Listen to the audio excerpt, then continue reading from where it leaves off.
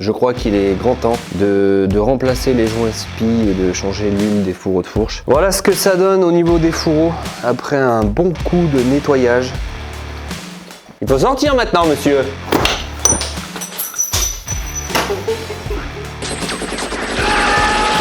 Je sais très bien que nous ne sommes pas sur YouPorn. Je suis en train de purger mon fourreau, que l'on soit bien d'accord. Faut que j'investisse dans une clé dynamométrique pour dynamométrer.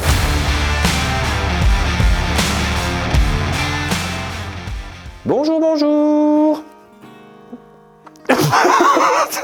Salut les gars. Aujourd'hui, dans cette vidéo, je ne vais pas continuer le speed fight parce que en fait, je l'ai pas amené au contrôle technique. Tout simplement parce que je dois y aller en roulant, parce que j'ai pas ma remorque.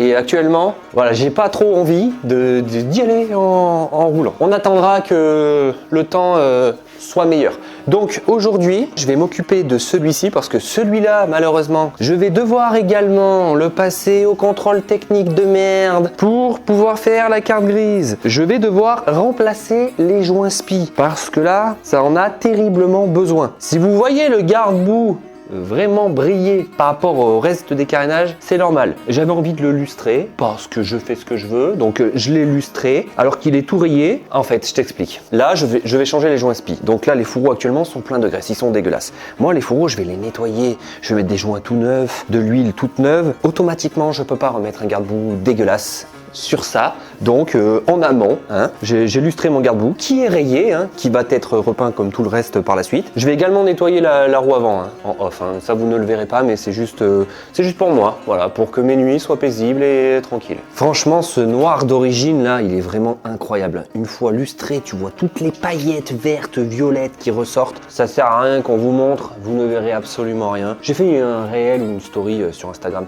La passion 2.0, on voit vraiment les paillettes. Donc quand je vais le repeindre, forcément je vais le repeindre avec la même teinte. Je vais passer l'étape du démontage de la face avant, de ce carénage et du garde-boue, et on se reprend une fois qu'on démonte les fourreaux. Donc voilà, comme vous pouvez le constater, je crois qu'il est grand temps de remplacer les joints spi et de changer l'huile des fourreaux de fourche. Donc là forcément le frein avant, t'imagines bien qu'il fonctionne plus trop. Alors certes ton disque ne rouille pas, mais en termes de freinage on a connu mieux. Et ça, ça forcément ça ne passe pas au contrôle technique. Technique inventée par mon frère. Mon frère a fait de longues études. Il m'a dit, tu prends une troisième main, tu la mets embutée par le plafond. Alors le dosseret, on s'en bat les couilles parce que le dosseret il est mort. Donc voilà, technique d'américain.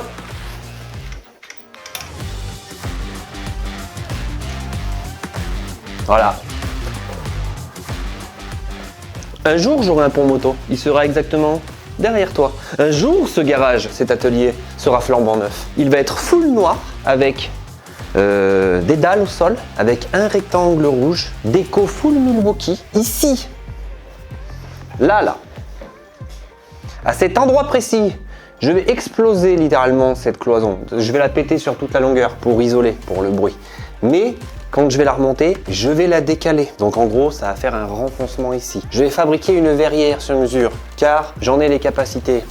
Et je vais fabriquer également un socle. Je vais mettre de l'éclairage pour mettre en valeur. Et sur ce socle, soit il y aura mon Nitro F1 Assistance, soit il y aura mon 600 Shadow. En fait, chaque mois, je pourrais changer. Je mettrai une nouvelle machine ici qui sera éclairée. Et à chaque fois que parce que derrière, c'est l'entrée de ma maison, que je rentrerai chez moi, j'allumerai la lumière. Automatiquement, ça allumera l'éclairage qu'il y aura ici. Et je verrai soit mon scoot, soit ma bécane en vitrine. Et ça me permettra de jouer de l'accordéon, quoi. Première étape, démontage de la roue avant. Hop. Est-ce que tu crois qu'ils vont kiffer? Ouais. Moi je pense aussi. Donc là il va falloir dégraisser. Oh putain, les plaquettes à l'avant elles sont mortes. Et tu sais quoi? J'ai pas d'autres plaquettes. Après l'avantage au moins c'est que vu que ça pissait l'huile de partout, les plongeurs ils sont pas piqués. Enfin, de ce que je vois, ils ont pas l'air piqués. Du coup, sur celui-là, je fais ça. Je change le feu arrière aussi parce qu'il est pété. J'ai un autre dosseret. Bon, après le dosseret, je peux le laisser comme ça pour l'amener au contrôle. De toute façon, celui-là, il va avoir le même sort que le Speedfight. Il va falloir tout démonter, tout nettoyer. Ici, il y a un petit Circlips à enlever. Et après, il faut desserrer la vis du tête de fourche et le fourreau sort. Voilà. Et voilà. Franchement, il a l'air d'être nickel. Ah, c'est l'avantage hein, que ça pisse l'huile. Hein. Au moins, ça rouille pas, quoi.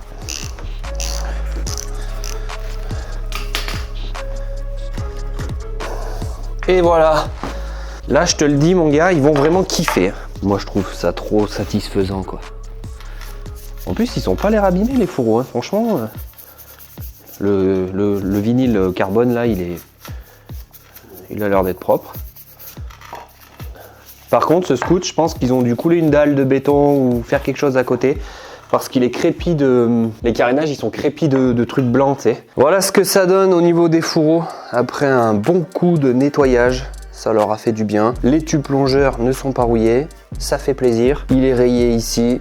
Il a un pet ici. Il est un peu rayé ici. Mais dans l'ensemble, ils sont plutôt propres. J'ai également nettoyé intégralement l'étrier de frein avant parce qu'il était rempli d'huile de fourche. J'ai sorti les plaquettes. De toute façon, les plaquettes, elles sont sucées. Et j'ai également démonté le disque avant pour le nettoyer vu qu'il était plein d'huile. Hein. Forcément, quand ton disque de frein il est plein d'huile, au niveau du freinage, c'est compliqué. J'ai nettoyé la jante avant et je me suis fait un petit plaisir. Je l'ai lustré. À la base, je pensais que les jantes sur ce scout étaient noires, noir mat. Et en réalité, elles sont noir gris anthracite métallisé avec des paillettes. Et là, mine de rien, bon, la jante, elle est pas neuve. Hein. Il y a quelques rayures, forcément. Mais ça l'a quand même bien ramené. Pour la lustrer, j'ai utilisé du polish Sonax. Celui-là, c'est un polish cut que tu passes en premier pour éliminer le plus gros des rayures. Entre chaque polish, tu mets un coup d'alcool, je sais pas trop quoi là. Comme ça enlève les résidus du premier polish. Et après, tu as le polish de finition. Après voilà, comme je l'ai dit, il y a quelques rayures, mais je pense que c'est pas mal. Là, le train avant, il va kiffer, hein. Il va kiffer. Donc là, pour changer les joints spi, il faut d'abord desserrer la vis ici qui tient le tube plongeur. Le mieux et l'idéal, c'est d'avoir une clé à choc. J'ai la chance d'avoir une clé à choc Milwaukee depuis peu. Merci à Milwaukee, vos outils, c'est juste incroyable. De toute façon, il n'y a pas à chier. Milwaukee, c'est les meilleurs. Tu peux m'en citer d'autres, des marques, mais Milwaukee, en fait, tu vois, ils sont partout. Tu vois, ils sont bons ici, ils sont bons là, ils sont bons là, ils sont bons là, tu vois. Il y en a, ils sont bons ici, mais là, ils sont nuls à chier. Milwaukee, tu vois, c'est partout. Tu crois qu'ils sont là, paf, ils sont là. Voilà, c'est incroyable. Par contre, j'ai ces douilles-là à choc, mais je n'ai pas forcément les embouts adéquates. Donc, j'ai pris une douille longue de 11, une rallonge de petit cliquet avec un embout. Est-ce que ça va le faire? On verra bien. Puis autant te dire que celle-là, mon gars, elle ouate. Hein. Voilà, faut avoir la poigne, tu vois. Oh. Ouais, il n'y a pas... Hein?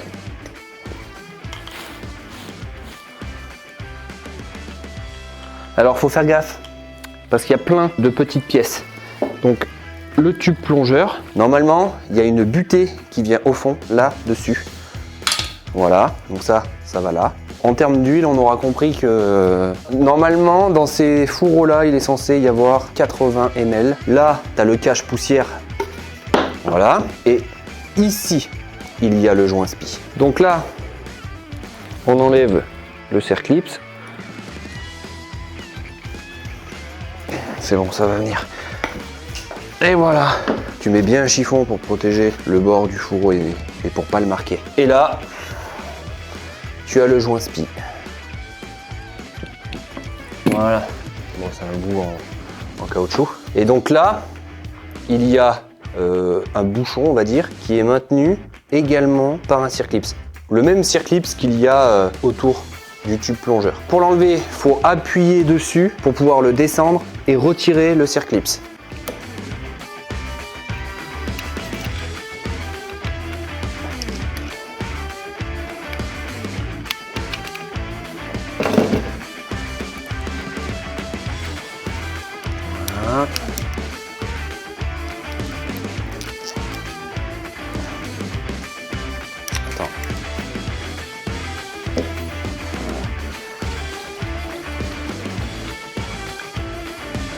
Il faut sortir maintenant, monsieur. Là, c'est un peu emmerdant, tu vois. Parce que sinon, faut trouver une grande tige, la rentrer là, pour aller le faire sortir. J'ai pas de tige filetée assez longue. Bah, il faut quand même une sacrée longueur, quoi. J'aurais pas de trucs comme ça, moi.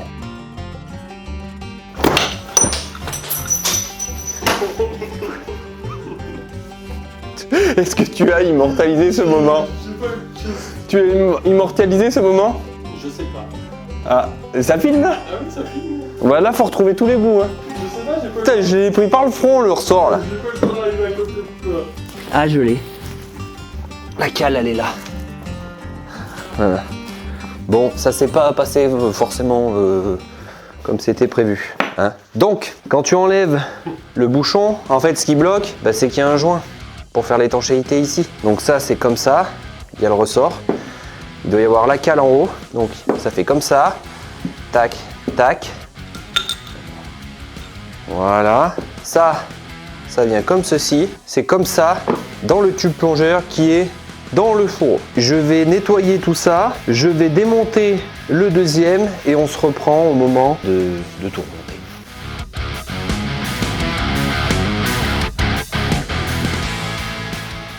Voilà, tous les éléments sont démontés et nettoyés. On va pouvoir procéder au remontage avec des joints spi et des caches poussière neufs. Donc là, c'est de la médium. Il y a plusieurs types de fluidité, plus épaisse, moins épaisse. Si l'on veut des fourreaux plus ou moins durs. Donc moi, j'ai pris du classique, sauf que au lieu de remettre 80 ml comme d'origine dans chaque fourreau, moi je vais mettre 90 ml. Je vais rajouter 10 ml de plus. Je précise que nous sommes une semaine plus tard et que c'est pourquoi la porte est ouverte et qu'il y a un magnifique soleil. Parce qu'il y a une semaine qui s'est écoulée entre le moment où j'ai démonté ces fourreaux et le moment où je m'apprête à les remonter. Hier, j'ai amené le Speedfight au contrôle technique. Il est passé sans problème. En même temps, on sait tous que le contrôle technique pour les deux roues, c'est une douille, ça ne sert à rien. Ils font un contrôle visuel. Si ton cadre il est coupé en deux sous les carénages, le mec il verra rien. En gros, le contrôle technique pour les deux roues, c'est juste pour te prendre ton argent. Donc là, le remontage, bah, c'est comme le démontage, mais dans le sens inverse, hein, en quelque sorte. Je vais juste remonter un fourreau. Le deuxième, je le ferai en off, hein, parce que c'est exactement la même chose. Donc en premier, il y a cette partie-là qui va dans le tube plongeur. Donc il faut bien faire attention que le ressort soit dans le bon sens. Après, il y a le ressort. Donc une fois que tu as mis le ressort et tous les éléments dans le bon sens, n'oublie pas de remettre la petite cale ici. Tu prends le plongeur avec la petite cale, tu re-rentres tout ça dans le fourreau de fourche. Donc le joint spi, on viendra le mettre après. Et là, bah, va falloir revisser le tube plongeur dans le fourreau. Moi, je vais faire ça à la péteuse. Donc faut pas oublier qu'il y a le petit joint en cuivre là pour l'étanchéité.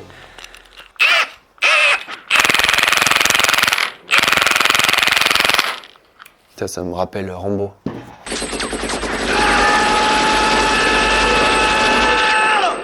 Après, si t'as pas de péteuse pour resserrer, ça risque de tourner. Donc là, tu mets ton fourreau dans un étau avec des morts en plastique, hein, pas mort acier contre le fourreau, ça va tout baiser. Hein. Tu prends une tige filetée que tu tailles en pointe, tu enlèves le ressort et tu viens caler la tige filetée dans le trou ici.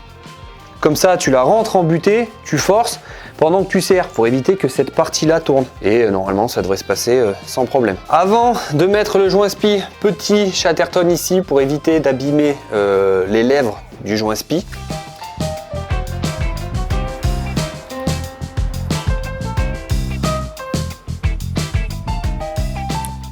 Avant de remonter le joint spi, on vient le huiler avec l'huile de fourche hein, pour qu'il rentre sans aucune difficulté.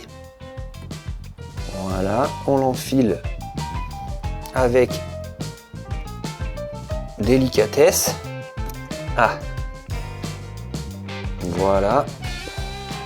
Donc là, le mieux pour aller le rentrer dans sa gorge, c'est de prendre un tuyau en PVC d'évacuation de plomberie. Là, j'ai un tuyau d'évac en 40 et tu vois, c'est juste parfait. Tu viens taper très légèrement avec un maillet en haut pour le rentrer dans sa gorge. Et après, il te reste juste à mettre le clips qui le maintient.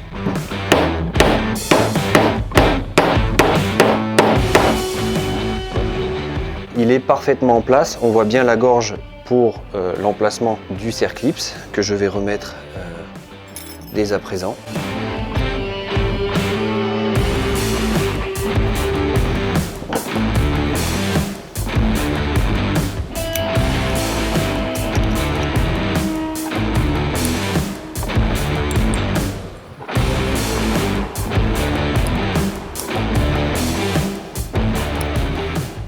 Voilà, là, il est bien en place. Et il reste juste, en fait, à mettre le cache-poussière. Là aussi, on va mettre une petite louche d'huile.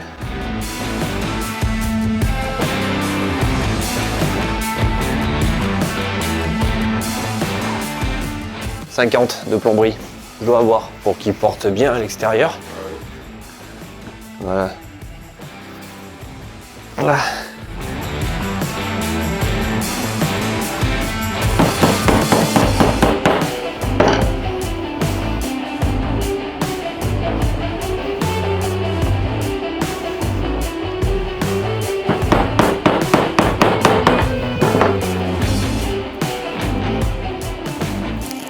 Et voilà, c'est nickel.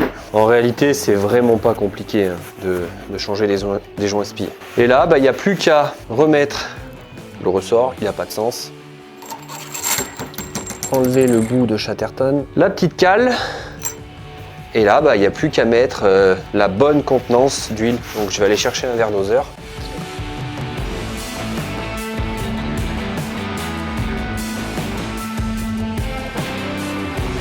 ml. 60 ml.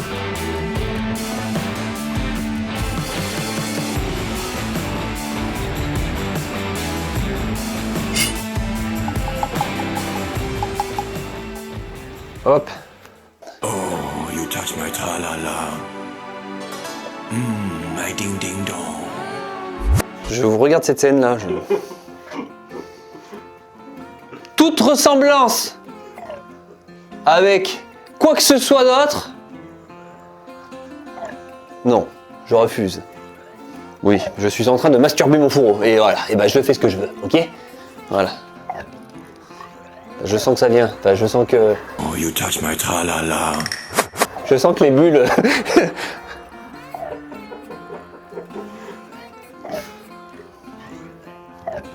Je sais plus quoi dire moi sur cette chaîne YouTube là.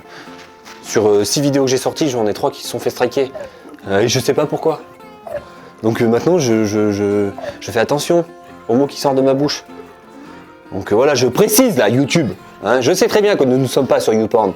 Je suis en train de purger mon fourreau. Que l'on soit bien d'accord. Hein, tu crois que c'est bon là? Allez, c'est bon. Après, moi je passe pour un con sur les internets en train de me branler mon fourreau. Faut appuyer bien plus. Ah voilà. Reste concentré.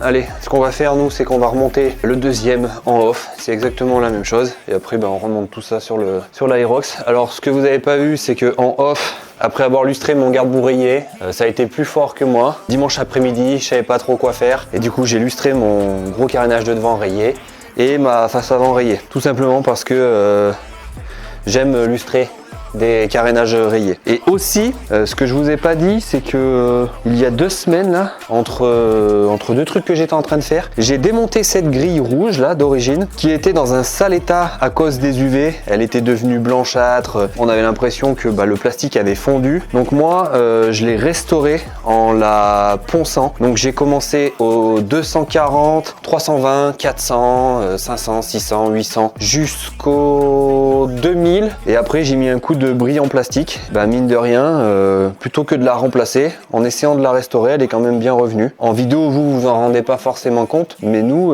étant sur place, on voit clairement une différence. Sur ce, on remonte le deuxième fourreau et on se reprend au moment de remonter ça sur la machine. Allez, place au remontage. Moi, j'aime remonter des choses neuves, mais pas sur des trucs sales. On n'oublie pas de remettre le petit circlips.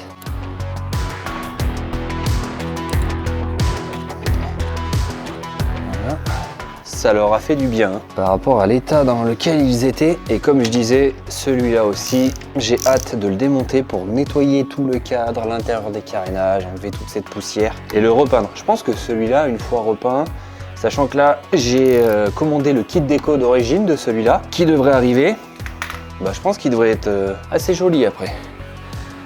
Une fois tout neuf.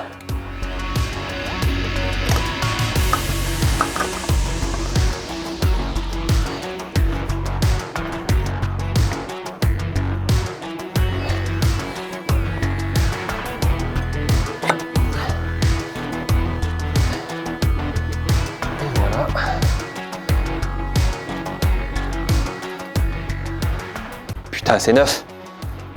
J'aime bien. J'aime bien. Faut que j'investisse dans une clé dynamométrique pour dynamométrer. Au niveau de l'étrier, j'ai récupéré des plaquettes qui ne sont pas neuves, hein, mais j'en rachèterai par la suite, hein, des plaquettes neuves sur l'étrier du F1 Assistance. C'est plus propre par rapport à avant, non? Bon, le pneu il est mort devant. Même s'il paraît neuf, je sais pas ce qui s'est passé. On va vous montrer. Je finis de serrer mon étrier. À certains endroits, il y a des trucs bizarres.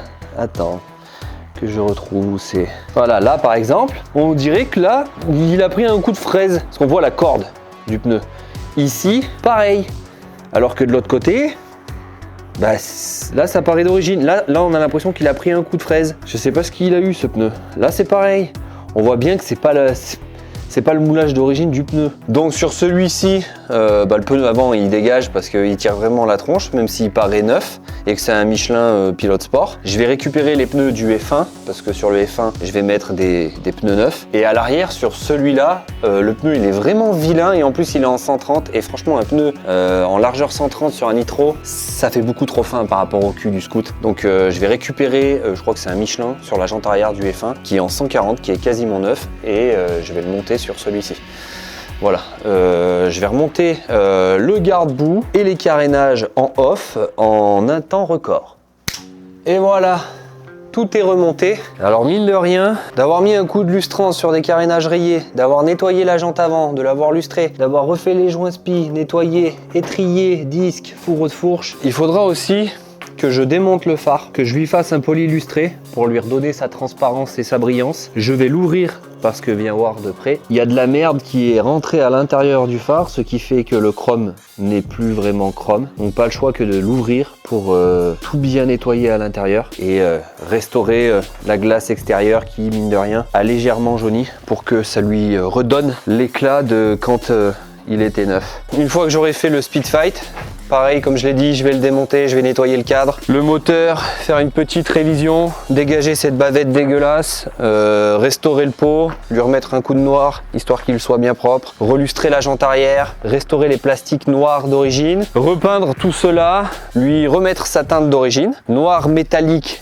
X, et son kit déco tout neuf qui va pas tarder à arriver. Et après, franchement, changer le dosseret parce que j'en ai un autre, le feu arrière. Je vais juste lui mettre des caches de clignotants blancs avant, arrière avec des ampoules orange et franchement ce scoot il sera dans un super état. N'hésitez pas à me dire ce que vous pensez des vidéos que je fais sur cette chaîne. Alors j'ai bien conscience que je fais pas des trucs de fou, tout simplement parce que comme je l'ai déjà dit, j'ai 4 heures pour tourner une vidéo et en 4 heures, moi je ne peux pas te rénover un scooter de A à Z parce que je ne fais pas semblant de restaurer une machine, je le fais réellement. En tout cas moi ici sur cette chaîne, c'est des vidéos, c'est comme si en fait vous étiez avec moi dans le garage et qu'on faisait une après-midi mécanique tranquille comme ça en racontant des conneries tout simplement. Et j'allais oublier une chose que je crois n'avoir jamais dit sur cette chaîne YouTube. Si le sujet des scooters 50 cm3 t'intéresse, que tu es nostalgique de cette époque, que ce soit de la restauration full origine, voire des petites configs sympathiques, que tu aimes également la bécane mais plus le côté tracteur custom, bobber, chopper, café racer, n'hésite pas à t'abonner. Au revoir.